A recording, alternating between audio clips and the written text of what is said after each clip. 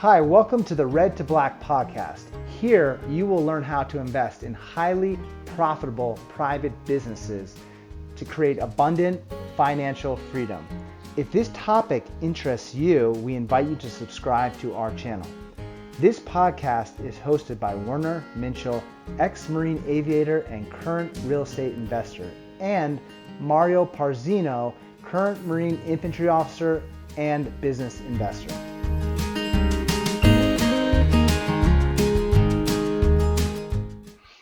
All right. Good evening, folks. Hey, Warner, are you here? I am. How are you doing? Doing well. How's Wyoming?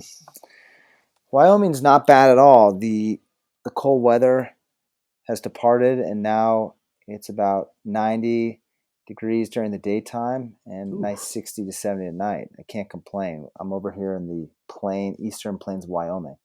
How about yourself? How are you doing out in Hawaii? Hawaii is good, Warner. So the migrations have picked up offshore. Mahi have pushed in, and also the marlin bites really picked up over the last couple of weeks. So no complaints out here. What are we going to discuss tonight? Okay, so tonight we're going to cover 6 topics. Number 1 is earning money. Number 2 is saving money. Number 3 is reinvesting that money you saved. Number 4 is saving reinvested cash flows. Number 5 is investing those saved cash flows.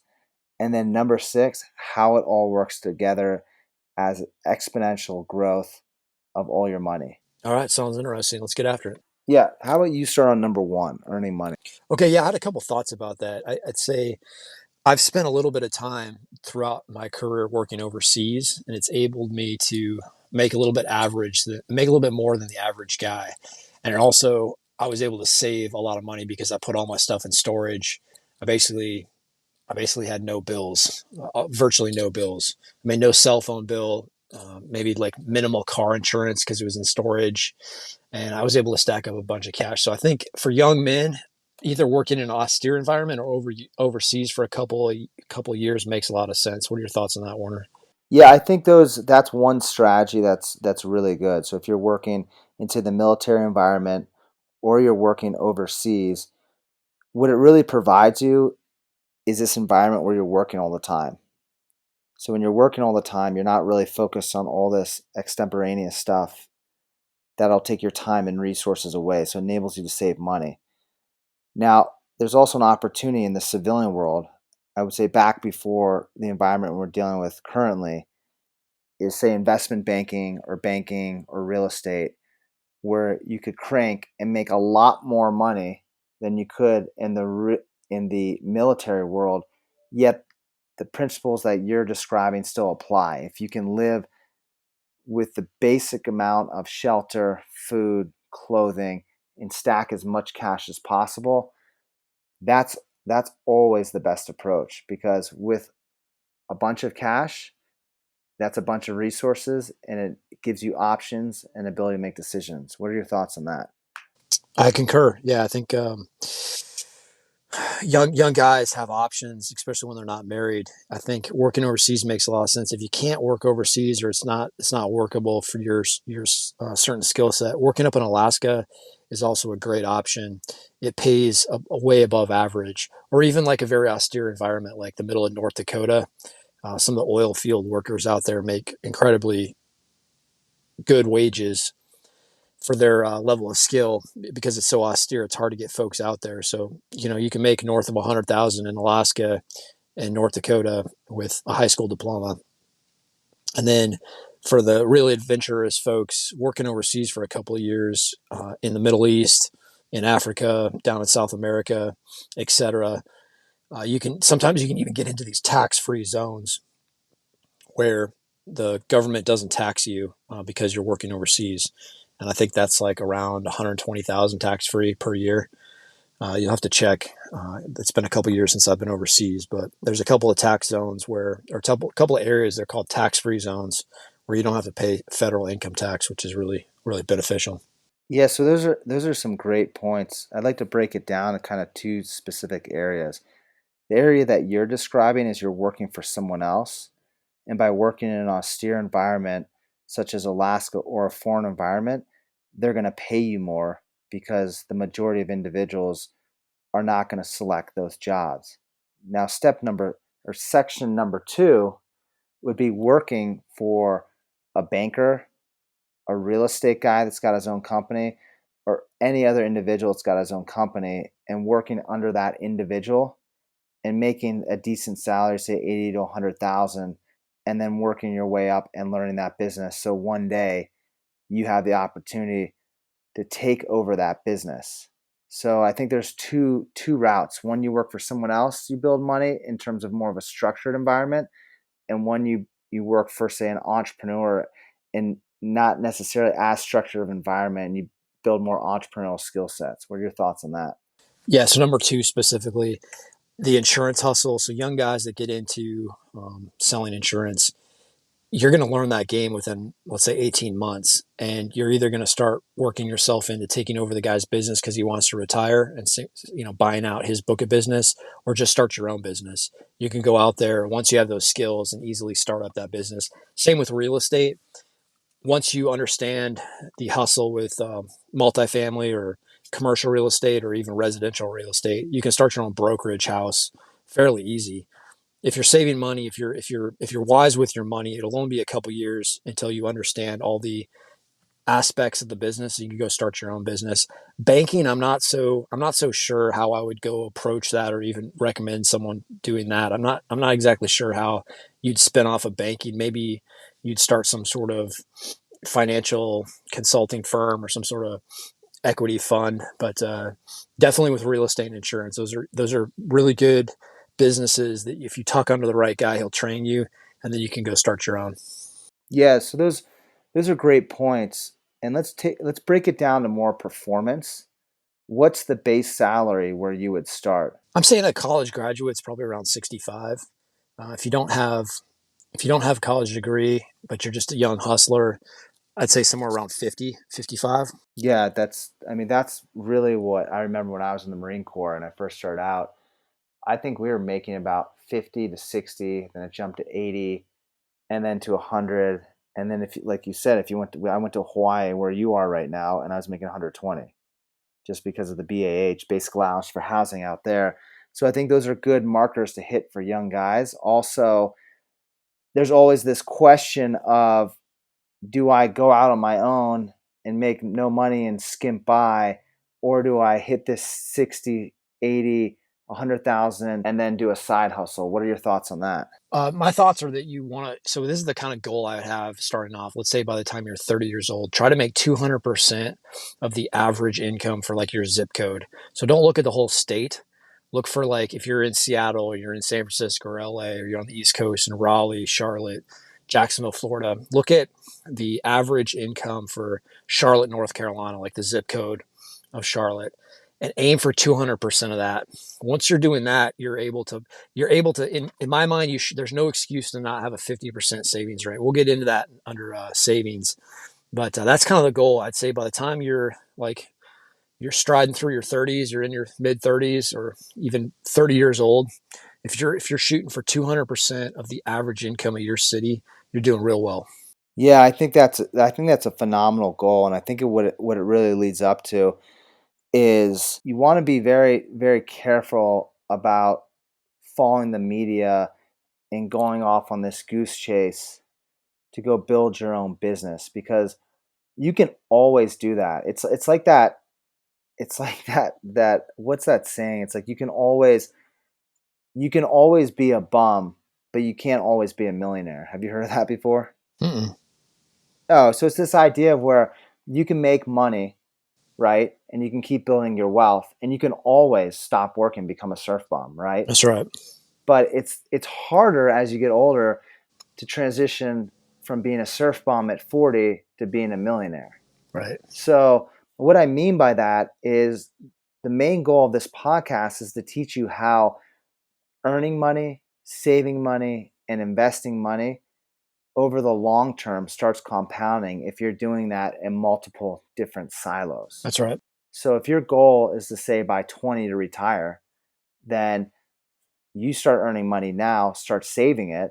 That's 40 hours a week. Then you can run this side hustle and go after your passion, whatever else it is you want to start, and you have this solid base which provides confidence, security, and a whole host of other benefits. And that leads us into the second point, which is now we've made the money through certain avenues. How are we saving that money? Okay, so I think the three largest expenses that young guys have that they can attack: transportation and food. Shelter, house hacking is a real thing. Living in the back of your pickup truck up in North Dakota or Alaska, or like you're forced to do house hacking when you live overseas. Most of the assignments you'll get overseas, if you work in the oil industry, military contracting world, etc., your housing's provided. So it's like this huge. You've eliminated about 1/3 of your total expenses per month if you can figure out how to house hack. That's like the number one. I think that's probably the largest expense. The guys are making other people wealthy. They're making a landlord wealthy, or they're making the banks wealthy because they're paying interest plus principal on a single family house that's not cash flowing. It's preventing them from getting wealthy. So the first thing to attack is shelter. A lot of guys have way too much house. Like they've got way too much square footage. I like how the Japanese do it. They have just enough for what they need. Thoughts on that, Warner? Yeah, that ties into how you'd run your business. If you ran your life, say your shelter, your transportation, food as you run your business, you would only rent or use exactly what you require. So, for example, we've talked about this before in the past, Mario. I've done construction for about 10 years. And when you really look at shelter, the main things I've seen over the years traveling and in and out of different hotels, I've lived in various different types of shelter. They're all pretty much the same. And what it really comes down to is a comfortable bed, a place to really cook your food, and I would say like a really great outdoor environment. So if you can hack that like you're talking about and take that down to the smallest element possible, you can save a ton of money in that area. I think it's a great point. What about transportation? Yeah, I'm a big fan of keeping your transportation low as well. An old F-150 beat up pickup truck, like I said before, it provides a lot of utility and durability. You can get a used like a mid 80s, mid 90s F-150 for a couple grand.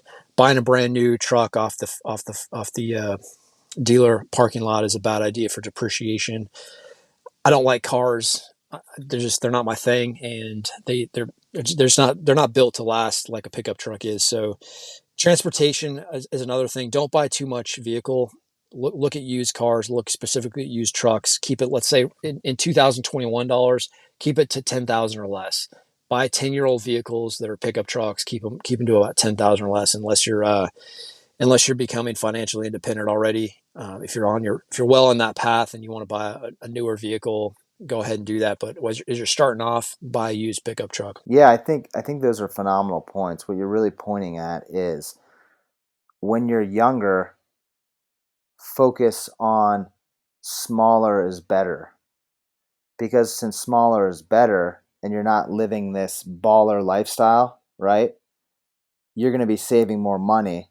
And then as you compound that money, as we'll talk about in the rest of this podcast, then when you're 20, 30 years out, then you can go baller as much as you want.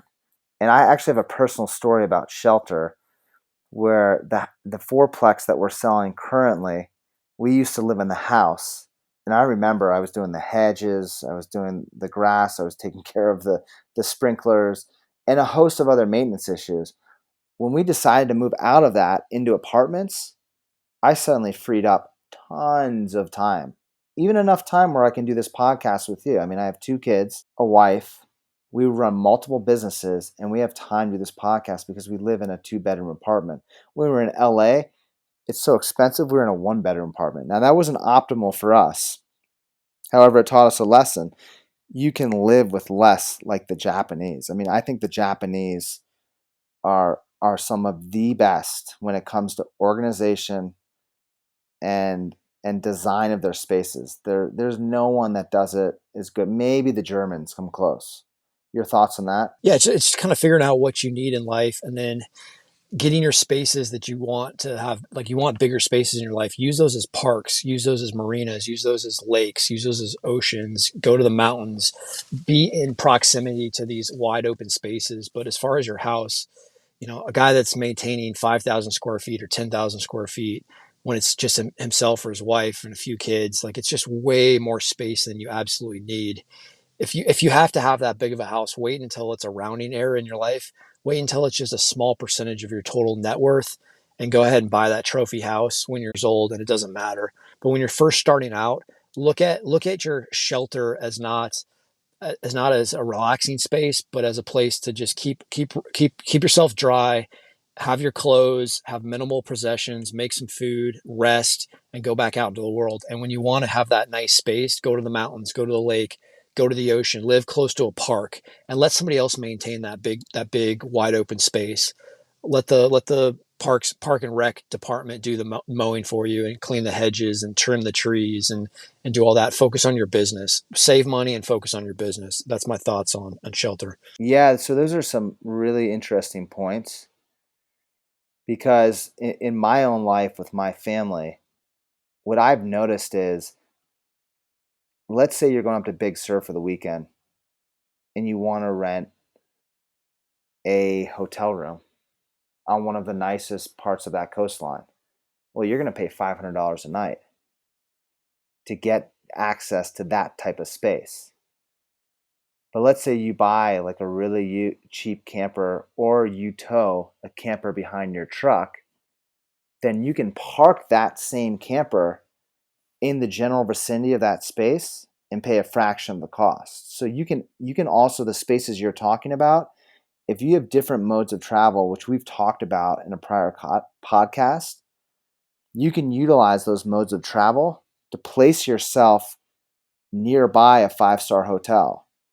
Or say you're in a marina in a small sailboat, you could be next to $100 million boats, but yet you're paying for the smaller slip fee that's a fraction of the cost. So there's ways to hack shelter to put yourself in some of those same environments. Now, if you can't, like you're talking about, then you actually travel to the park or you travel to the beach and you live in the most minimal amount of house. And because the final goal, remember, for this podcast is to maximize your cash and saving that cash, being really efficient. You want to be a really efficient cash cow. What are your thoughts on the next portion of this, which is food? Break food down into energy. If you look at food as energy, you'll make better decisions. So we want to eat for optimal health, number one. Number two is we want to eat for energy. Maximize your energy. It's just like fuel. It's just like diesel or gasoline. You're looking at food as it's really kilocalories. It's energy. It's energy your body's going to burn to produce output. We throw Americans throw away too much food. I've lived around enough people to know that I could live off the food that most people throw away. So not wasting food is probably the first part. Is buy the food and eat all the food. Don't throw anything away. And second is look at every decision in the grocery store as energy. If I buy this food, how much energy am I getting for these dollars? The food on the outside of the grocery store is priced pretty much at break even. All the stuff in the inside aisles is like all the marketing. It's lower calorie, it's dense, it's less dense energy sources, it's lower calories per dollar you're spending, and it's really a lot of marketing and flash. What are your thoughts on that, Warner? I would probably spend a little more than most people on food, and yeah, I do. I'm working on not wasting as much food. That's definitely one of my downfalls. I'm not wasting a ton, but I'm wasting a little more than I should, and I'm every day I'm getting better at it. And what I found is, going along the lines of what you're saying, is just buying exactly what you require. Don't overbuy. I'm willing to pay a little bit more for like higher quality organic food than most people, because I look at, is the food as an investment in my body, just as saving money is an investment in my future to produce future cash flows. I'm willing to go out and spend a little bit more than the average person because I look at food energy as an investment in my body and longevity of my body. What are your thoughts on that? I concur. Organic food's the way to go, but it doesn't have to be really that expensive. If you stick to the outside of the grocery store, a bag of organic carrots is very appropriately priced. A bag of organic potatoes is very appropriately priced. They're very low margin commodity Even organics are very low margin commodities. Apples, organic, very well priced.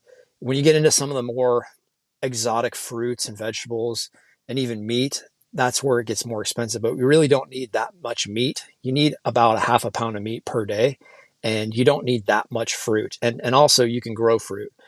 You can grow fruit trees very easily. You can plant some fruit trees. And I like hunting. I would much prefer to procure all my meat from the ocean and from wild hunted animals than the grocery store. But if you limit the consumption of meat and fruit, really vegetables, organic vegetables are absolutely priced appropriately, in my opinion. Yeah, those are great points.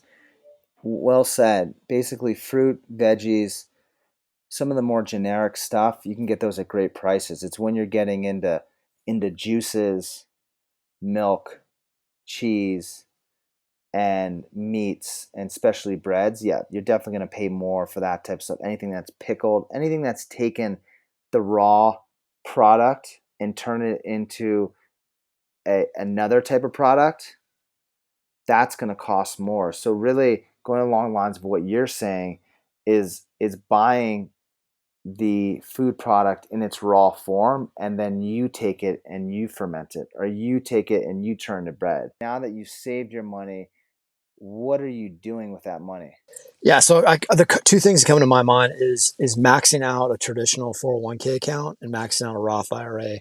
There's some benefits to the middle class where we can reduce our taxable income by right off the bat from January to whenever it takes you to max this out is max out that traditional 401k and reduce your taxable income by 20,000, and then take another like $5,000 or $6,000 and throw it into a Roth IRA and sh- kind of shelter that from future taxation. So I'm taking pre-tax dollars, $20,000, and I'm sheltering that from today's taxation. And then I'm going to take another $6,000 and put it into a Roth IRA and shelter that from future taxation. I've kind of hedged myself against taxes.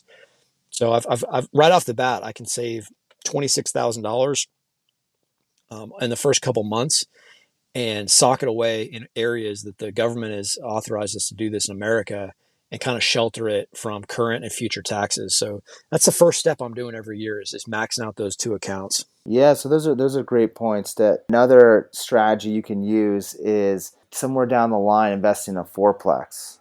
If you're going to be in an area for a certain amount of time, you can depreciate that fourplex and provide huge amounts of tax savings on that, and also provide cash flows off of that. So real estate provides not even enough time in this podcast to discuss all the opportunities of real estate and how it can shelter money from taxes, but there's a ton. So what Mari and I are getting at here is not just blindly holding money. Look at the opportunities available to you to shelter that tax as much as possible. Maybe it's even starting a small business that you run at a loss, and that business is something around food or living, and that shelters more money that you're making. There's all sorts of ways to skin this cat. So now that we've sheltered that money and we've stacked even more money, where are we thinking about investing this money? I think the fourplex is a great idea. I just want to expand on that for a moment. For young guys that maybe are willing to work in an austere environment for 2 years, if you don't pay rent for 2 years and you go work in an austere environment, you either get a free place to stay because the company is going to give you a can to live in, or you just put something on the back of your pickup truck. You put a little camper shell on the back of your pickup truck. If you can live low to the ground for 2 years, you can come back to the city or the area you want to live at and buy a fourplex. You'll have a down payment for a fourplex. Now you're in the money. You have a huge tax depreciation charge every year on that fourplex. You're going to be able to depreciate that. Plus, there's one unit, the worst unit you can go into and live in it and fix it up while you rent out the other three. And then when somebody rents out of one of those three, you've got this really nice unit that you've been working on. You've upgraded everything in it. You move into the next worst one that's empty. You do the same thing. And after the end of 3 to 5 years, you've lived in all the units and you've fixed them all up. And then you flip that property. You sell that property to an attorney or to a doctor or to someone that doesn't have the time to fix it up. So you do these value adds. So first 2 years, you're in this austere environment in the back of your pickup truck. You have your down payment, you're buying at least a fourplex so you can depreciate your income and you can fix that up. So I think that's a phenomenal place for the first couple of years is to get a shelter over the first piece of shelter should be a multifamily piece of property. Completely concur with that. And then I would look at maxing out those two accounts and really just probably just putting it in cash or just using like the Case-Shiller index and seeing when the S&P 500 is cheap. You're taking the cash and putting it to work in the S&P 500. And when it's expensive, you're just building your cash account. Those are kind of my thoughts on the first couple of places young guys should put their money to work. Yeah, so those are great points, Mario. So we're talking about where to place your money. Two things we've discussed thus far is IRA, Roth IRA accounts, and real estate. And what we're really covering for the podcast listeners is we're covering a repeatable process. You make money, you save money, and then you invest it somewhere. And we also want to reiterate, when you're buying these assets, you want to know the underlying fundamentals of the assets. And the reason that's important is you just don't want to pay for a fourplex. The goal is to buy that fourplex at the lowest possible value you can with the highest possible upside in rents as possible. So you have this huge delta, which is making you more money. And you're doing the same thing if you're investing in the stock market. The point is when you've saved up money and you understand the underlying fundamentals of a stock market business, publicly traded company, or a real estate asset, then you have resources, you have opportunities to buy these assets when they're at the value which works for you. And let's talk about that value real quick when you're investing. An investment to Mario and myself is something that pays you to own it. If it doesn't pay you to own it, in our opinion, it's not an investment. It's a pipe dream. It's an appreciation pipe dream. What are your thoughts on that? Yeah, I could go into specifics on that fourplex. So let's just break this down. Whether it's a publicly traded business, a private business, and we're going to steer you into that direction eventually. But let's just talk with a fourplex, which because it's the same way you value this. A fourplex is going to it's going to sell for some multiple of the yearly rents. So if you take so if you look at the market in your area, you take all the apartments that are basically that square footage, and you'll get a range of what this apartment should sell for on the open market or what should it rent for, and you'll times that by 4. You'll come up with a number. Times that number by 12, and you'll say the annual rents of this property. Most properties are going to sell somewhere between 15 years and 20 years. They might be asking 22 years or 25 years, but mostly a fourplex is going to sell for somewhere between 15 and 20 years worth of annual rents, current market rents. You want to pay about 7.5 years. You want to find one that needs a lot of value add. There's old carpets, there's bad cabinetry, the bathroom needs updating. Even better, the best ones are when you can do something like almost like change of use. The guy's basically running a junkyard out of the grounds, his property, his backyard's got old, bombed out vehicles and there's garbage and it's just nobody looks at that property as a like a lifestyle investment. No one's looking like, oh, I really want to own that. I've always dreamed of owning this junkyard. The only guys that are valuing that asset are investors, and they're rational, and that drives the price down. When you have beautiful cabinets and you got beautiful white picket fence and beautiful yard and beautiful backyard, that creates emotion, and emotion drives people to make wild valuations because they want it as a lifestyle investment. They're looking at it as a painting and not as a cash cow, as a cow that's going to produce milk. And we want to value businesses that are only being the value is in what is the cash flow. So a great investment is a fourplex. It's got good bones. It's not rotten. It's got a good foundation. It's got a good roof. It's got good underlying structure. However, the guy just hasn't maintained the property. Maybe the kids inherited it. It's just turned into a garbage dump. That's a great asset, but try to pay around 7.5 years worth of total rents, annual rents. That's a great deal on a fourplex. Over to you, Warner. Yeah, so those are great points. So it kind of rounds out the process that we're following, which is earning money, saving money, and reinvesting money. And since let's take the fourplex as an example throughout the rest of this podcast, we've invested in this fourplex, we've done our due diligence, we bought it at a great price. There's huge upside potential in the rents. We're living in one of the units, And once we've paid off the mortgage, it's spinning out a certain amount of money a month. So what what could be a tendency for young guys or anyone, be it that matter, is that they get this new cash and there's like this adrenaline rush. Ooh, I'm wealthy now. I have this asset that's making money. I'm going to go take this cash and I'm just going to go spend it on a new car. I'm going to spend it on a lifestyle upgrade. Here's the key point that Mario and I are focusing on in this podcast. Don't go after that baller lifestyle. Take that cash that's coming off that fourplex and save it again. Now, notice what's happening. You're saving money from your current job and you're saving money from that fourplex. Now you have two streams of income that are stacking next to each other. What are your thoughts on that? That's when things go parabolic. So, in order to do that, you first got the savings part down that gets you to the fourplex, and then, like you said, now you're separating yourself from most people because you have your W-2 income and you got a little drip coming off your fourplex. And there's this tendency for guys to go out and go, I'm going to upgrade my lifestyle. I'm going to look nicer. I'm going to look the part. I'm going to look wealthier. Try to suppress that as long as possible. Ask yourself this question: is this a need or a want? And if it's a want, push that want off as long as possible. Have those wants, have those goals and dreams, but push those off. Say, no, right now I still have a W-2 job. I'm not that wealthy, because if I was, I wouldn't have any W-2 income. I'd be living off of investment income, passive income. So I'm going to push off these wants. I'm going to look at needs. Can I live without this? That's the first question to ask yourself before you buy anything: is, can I live without this? The answer is usually yes. Usually it's yes, I can live without this. Okay, push that off. Is this a goal? Is this something later on I want to work for this goal? Yeah, this is a goal. I'm going to write this down and I'm going to come back to this. I'm going to put an age at it, and I'm going to put, more specifically, a net worth or a passive income stream. So what percentage? What I like to do is, I don't like, because we'd have to adjust this every year for inflation. What I like to do with my goals is, when can I afford this as a percentage of my passive income? So if I want to buy a house, I want it to be less than 50% of my passive income. So if I want to buy $1 million house, I need to make 2 million passively per year. That's my goal. So it's just a percentage. It's all about percentages. Then I don't have to always adjust this every year for houses going up, incomes going up, inflation, money supply going up. It's just a percentage. Second question to ask yourself: okay, is it a need or a want?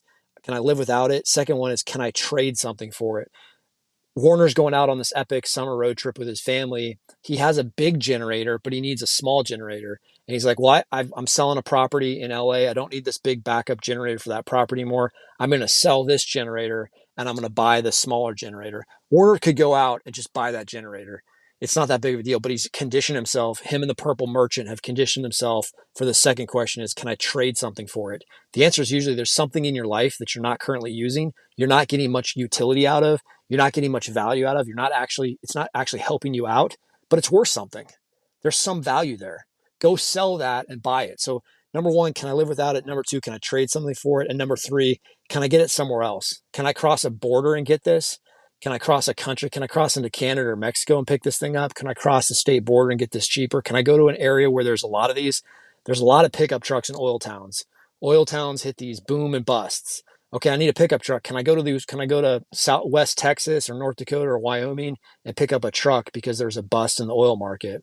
So those are kind of my thoughts about needs versus wants. Anything to add to that, Warner? Yeah, those are great mindsets to have because those mindsets are aligned with how an effective business would run its operations. You think, okay, what is the best use of this cash? What does my 20-year plan say? My goal is to get to X amount of revenue. Does using this cash to buy a car now get me there, or does it not? It's really simple. What's my final goal? You start talking about that a little bit. And does this action take me there? If I'm discussing trading something, an asset value for a like asset value, hey, can I sell this and then use that money to buy this? These are decisions that a business would make, a good quality business would make. And for our podcast listeners, we want to relate to you: run your own life as a business, like a Fortune 500 business will run their business. And now I know there's some Fortune 500 businesses that are questionable. That's right. Just run it as a high quality Fortune 500 high profit margin business like Oracle would run it. What is Larry Ellison doing with his cash? This is the mindset we're continually putting you guys in, is to think about, how does your cash flow? How do you make it? How do you save it? How do you reinvest it? And it's not just one, two, three. It's one, two, three, and then it's one, two, three again, and it's one, two, three again. So what ends up happening is you have multiple silos, and you have multiple effects where I'm saving cash here, I'm saving cash here, I'm saving cash here. They start going in this huge pot, and they start growing a lot quicker. Just like it is, like you and me, Mario, we're creating a business together. It's much better with two people creating the business, and then a third person comes in. It gets better. A fourth person comes in, because it starts creating more human potential. That's the same thing as cash. As more cash comes in and you get really good at being efficient with that cash, you will watch it grow exponentially. It's an insane effect.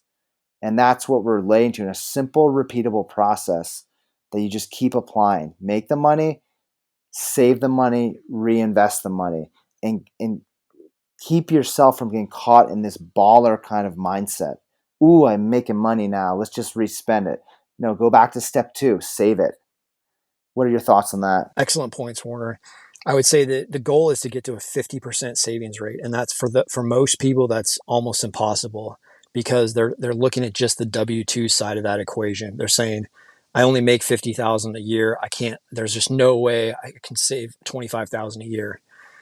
The way to get there is, okay, you can't save 25. Okay, I'll say when you're in your 20s, especially young families, you can't save 50% of your W-2 income, but you can save 10,000, or you can save 15, or you can save 20 out of 50,000.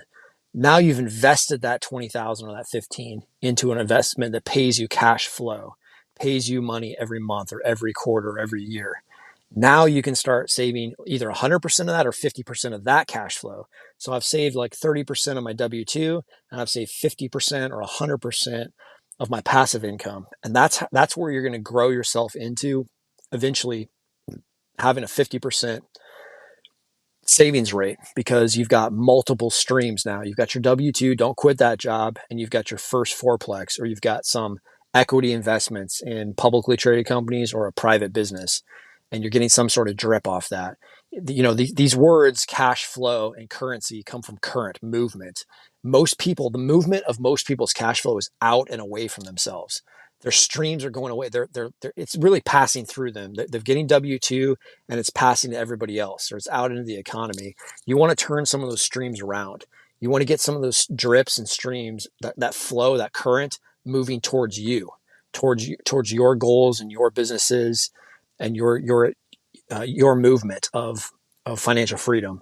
And the way to do that is to start with your W-2 income and start figuring out how to save 50% of that. If you can't do that, do as much as you can, and then start building those passive streams, and say, okay, now I'm gonna do 50% of this stream. I'm gonna do 50% of that stream. I'm gonna do that. And you can upgrade little things in your life. I don't suggest that you live the rest of your life in the back of your pickup truck.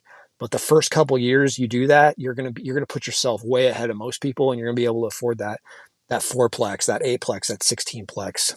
Any thoughts on that, Warner? Yeah, those are phenomenal points. I mean, really, really great points, because what you're pointing to is, when you were talking about these multiple levels of cash flows, the image that popped in my mind was multiple different little businesses. So one business is you working for someone else making money. Another business is your fourplex. This takes us into our next topic, the money from the fourplex that you just talked about saving 50% of that. What are you doing with that? Are you going to invest it in another fourplex? Can you reinvest in your fourplex? To give you an example of a current asset we have in Wyoming, we're about to refinance the asset, and we've already refurbished 8 units up to a real high end level, and people are loving it. It's jumped our rents about 200 per month on each unit. So we're thinking, wow, there's demand for these units. Other people in the apartment complex are asking for these units. We're making money off of the current apartments that we already have. What are we doing with those cash flows? If we reinvest those cash flows in turning a unit, we can jump each of those cash flows reinvested in each unit. We can get a return on those cash flows of about 20%. So that's how I want you guys who are listening to this podcast to think about this. Each opportunity of saving a cash flow off of one business, can I invest it in another business, or can I reinvest it back into my fourplex? Maybe it's adding a coin laundry, and that gives me another little drip. Maybe it's adding some sort of other service that they pay for on the property. Maybe it's a laundry service. You do affiliate marketing with a laundry company, and they give you a cut for the amount of laundry that your tenants do. There's so many ways to reinvest the cash flow. Our goal is to get you in this mindset where you're making it, saving it, and reinvesting it.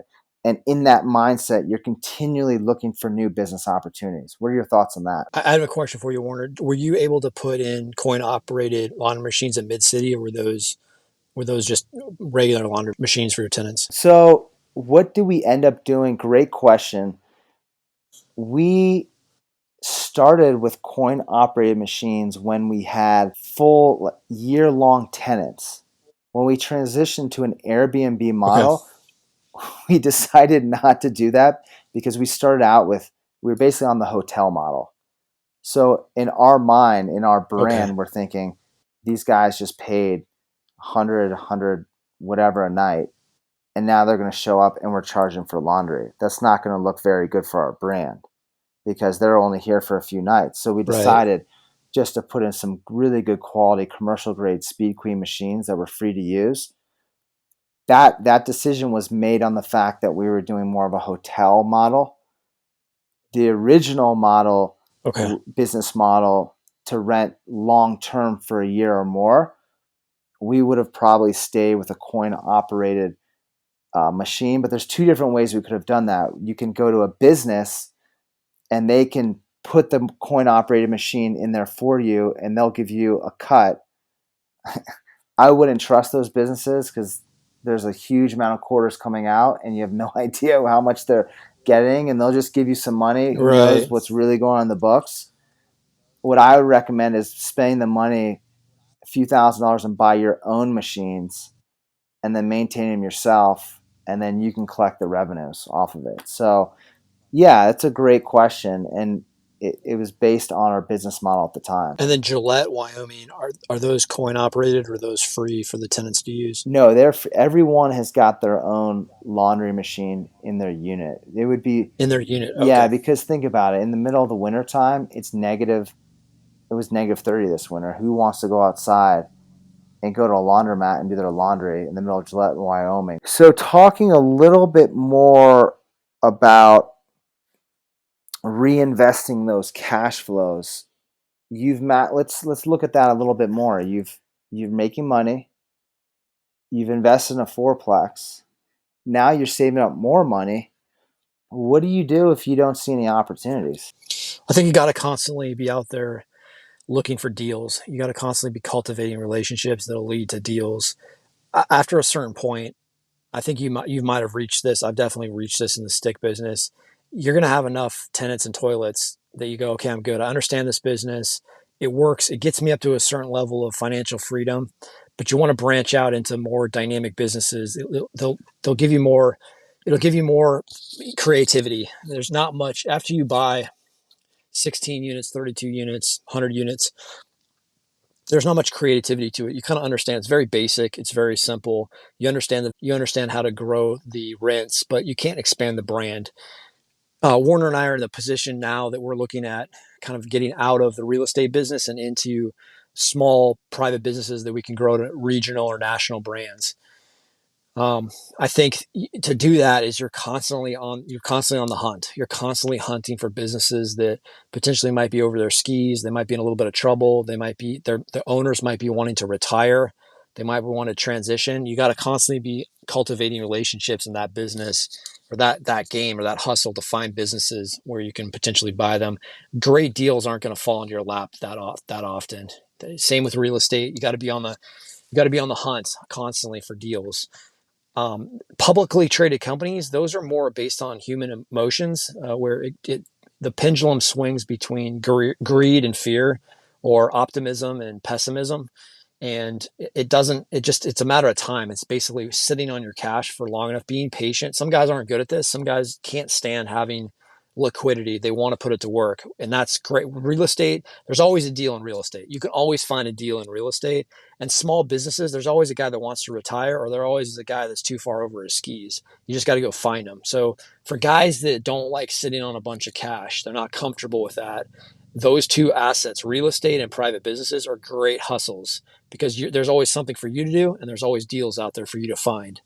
For guys that are like, they're a little bit more patient and they just have a different temperament and they're able to say, I have no problem sitting on cash for 3 years, for 5 years, for 7 years, for 10 years.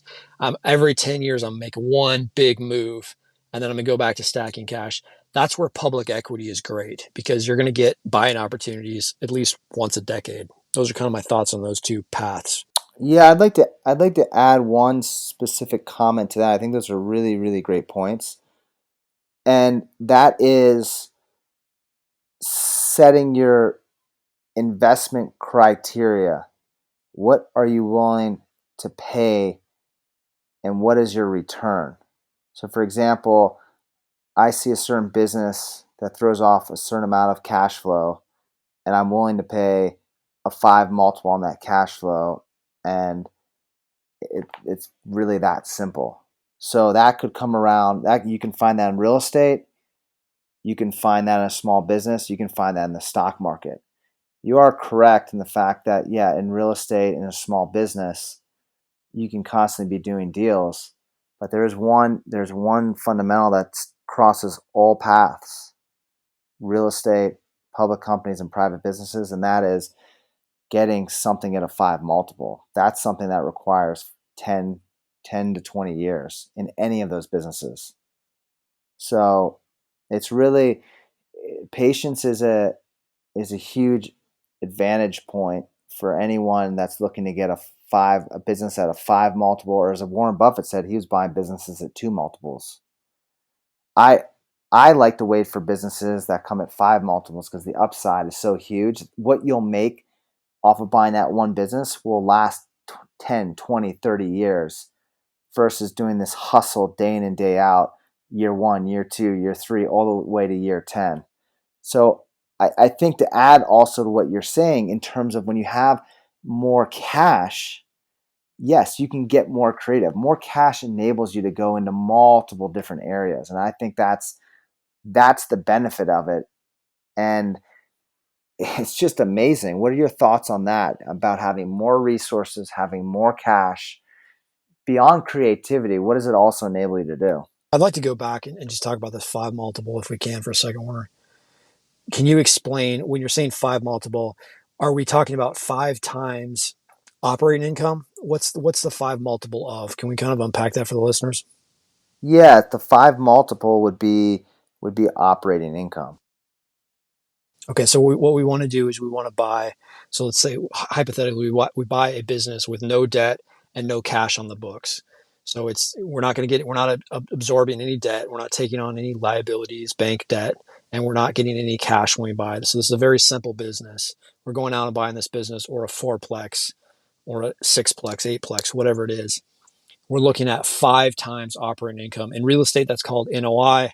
In businesses, it's usually operating income is income before interest and tax.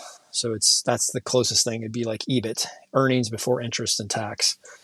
So 5 times average rents, enterprise value. So 5 times, correction, 5 times your NOI or 5 times your operating income, average operating income is a great price to pay. Yes, there's guys that have historically got these businesses for like 1 and 2 times operating income. Those were in very unique times that I don't know that will ever return. There's the information was very difficult to get at that time. It wasn't as disseminated as well as it is today. So getting an apartment building for a 2 multiple on NOI is going to be almost impossible. There's people that are willing to pay way more than that. There's too many people out there hunting for deals now for those probably to occur. But okay, I just want to clarify that for the listeners is we're talking about 5 times operating income or 5 times NOI. Is that correct, Warner? Yeah, and I do agree with you in terms of like a publicly traded company. If you're willing to wait, probably going to be more likely you're going to get a 5 multiple on a publicly traded company because of because the barrier to entry is so small. You go start a Robinhood account and you go execute and buy a stock. It's that it, and you can sell it. It's that simple. In terms of real estate, it could take you months to buy real estate. It's taken us 6 months to sell real estate. It's a much longer horizon and timeline. And you're also dealing with much more rational players. So if you're looking for like a 5 multiple, I mean, that's going to be an extremely bombed out real estate asset. So there's a huge amount of upside and work to turn that asset around. You might be better off just buying Oracle at a 5 multiple. Not you might. You would be better off buying Oracle at a 5 multiple. Yeah, you're going to find more extreme in publicly traded companies and even private businesses than you are real estate. Real estate usually has very rational sellers and buyers. It doesn't have these massive swings, and even when it does, they're drawn out. So if you saw the stock market, the 2008 2009 collapse, the stock market bottomed out in 2009. The real estate industry didn't have its bottom until 2012, and it was a much shallower bottom. There's different areas had rebounded. Maybe Vegas was the longest, that it took the longest for that to kind of bottom out and start building back up, but it was a much different collapse than the stock market. And also because you're buying the whole asset in the stock market, you can't buy most of these companies. You can't buy the entire business. It's too expensive for most folks. That's really not how acquisitions are done, by buying individual shares. So you're only getting a fraction of the business. So these fractions trade for much wilder valuations. It's completely possible to buy a fabulous business like Oracle at a 5 multiple of operating income. It happens. It happens probably once a decade, once every 15 years.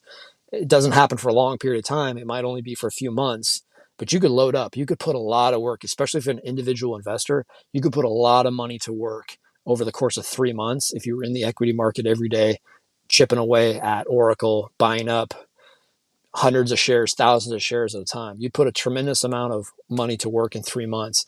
And if it took you another 10 years, that's okay. As long as you knew you're going to get that opportunity and you had the temperament to dive in when things were going bad in the world and the economy, when it's really gray skies, if you knew you had that temperament to dive in no matter what, you'd do fine waiting 10 years sitting on cash. It's just most people don't have that temperament and they don't have that time horizon. So those are kind of my thoughts on the difference between real estate, private businesses, and public equities as far as the multiple. But yeah, I agree with you, Warner. It's most likely you're going to get those crazy swings in public markets, equity markets, and not in private transactions for businesses and real estate. Yeah, so those are phenomenal points, and it's all pointing to the final point, which is once you have all these businesses, you've earned money, you've saved money, you've reinvested it, and you keep doing that over and over again with all these different silos, your work job, your real estate asset, your public companies, maybe on a laundromat. Once you've done all this and they all come together, now you have these exponential compounding businesses, and they provide you with a ton of cash. And what that enables you to do is it enables you to look for all sorts of opportunities. It gives you a travel budget, it enables you to maybe buy a plane, it enables you to have different assets all over the world. It enables you to travel at the drop of a dime. There's so many things by just starting off with one simple job and then saving that money like you have, Mario, and investing in the stock market, or like I have, investing in real estate.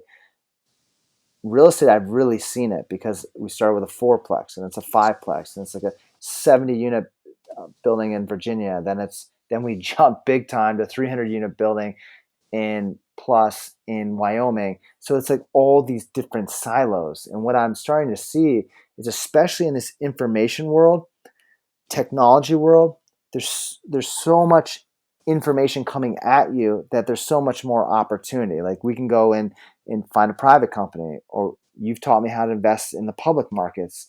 I've shared with you how to do real estate. The point is that this exponential growth from all these businesses compounding enables you to go out and take advantage of all these opportunities. I'll give you the closing thoughts. We have about 4 minutes left. What are you thinking? So I guess the question would be, when do you transition to totally focusing on businesses and not working for others? I'd go back to the beginning of this podcast. When your passive income reaches 200% of the average income for your city or your zip code, I think you can start transitioning away from W-2 income and towards passive income. That'd be kind of the hurdle, is when my assets, when my real estate assets, when my private businesses, public equity investments make 200% of the average income for my zip code, it's time to think real hard about just focusing on businesses and give up that W-2 income, because it's an inefficient way. You'd be better off focusing on that passive income streams, because it's taxed at either carried interest or long-term capital gains, or even in real estate, you can write off, if it's your full-time residence, you can write up 250 write off, or you can not be taxed on 250,000 in capital gains per person. If you're married, that's 500,000. So I would encourage you to look at it as like a percentage. If I get to 200%, if I can grow these businesses, my passive income streams to 200% of the average income of my zip code, I'm gonna transition out of W-2 income. Thoughts on that, Warner? Yeah, that's a great metric to give to our listeners, because I'm a big proponent of setting targets, setting goals, because it gives you a path forward. It tells you, okay, these are my actions, and these are what these actions are going to create. And if you know exactly what that number is, then when you hit that number, you jump to managing all your private businesses. And that's the opportunity, the real opportunity of these exponential growths. I really want the listeners to think about, you have multiple different silos. In each silo, you're earning, saving, and reinvesting. And it's that reinvesting portion which takes you out of one silo and creates another silo. And once you start seeing this in your own life, as you've taught me, Mario, and I've seen in real estate, it's really pretty powerful. It's like, for a guy like Two Hands, we can describe this to him, but until he sees it, he's not going to really get it. Until you go work as a plumber, you're not going to really understand what it's like. Until you sling drywall, you're not going to understand what it's like. Until you go fly a plane or go into combat in Fallujah, you're not going to understand what it's like. And when you understand the power of these compounding silos, it blows my mind. The fact that I can start a podcast with you and then start a private equity business, and it's just like something else that we're doing. We're not like burdened down with a 5% operating margin business and our hair is going gray. We have all this extra time to invest in these wonderful businesses. And that's all I have for this evening, Mario. Any other thoughts? Nothing to add, Warner. Great discussion. Appreciate the time you've given to this podcast. Appreciate it, buddy. Yeah, thank you.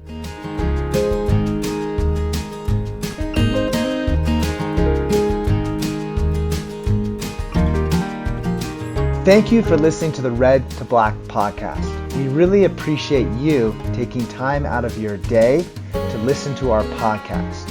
If you would like to connect with us in the future, you can find us on LinkedIn. Simply search for Werner Minchel or Mario Parzino. Also, you can find a link to our LinkedIn profiles in the profile section of the podcast. Thank you again for listening, and we look forward to connecting with you in the future.